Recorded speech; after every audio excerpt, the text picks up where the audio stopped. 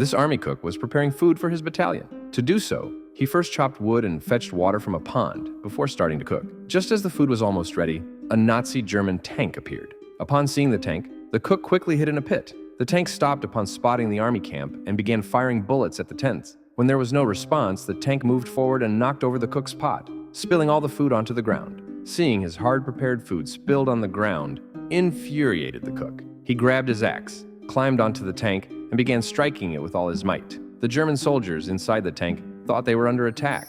Peeking through the tank's small window, they could see no one. However, the cook kept shouting curses and relentlessly striking the tank with his axe. Confused, the German soldiers started shooting blindly with the tank's machine gun. But the cook, using his axe, bent the barrel of the machine gun, rendering it useless. This baffled the German soldiers further. Then, the cook covered the tank's window with his apron, blocking the driver's view. The tank driver, unable to see, reversed the tank straight into a tent, plunging the tank into darkness and further limiting visibility. Panicked, the German soldiers began to believe they were under attack by the entire battalion. The cook tore through the tent with his axe and emerged to resume his attack on the tank. He then began dancing on the tank, commanding the German soldiers to surrender. However, the Nazi officer refused. Undeterred, the cook set grass on fire and threw it into the tent, covering the tank, filling it with smoke. The smoke caused the German soldiers to choke, leaving them with no choice but to surrender. The cook confiscated their weapons and handed them a rope, ordering them to tie themselves up.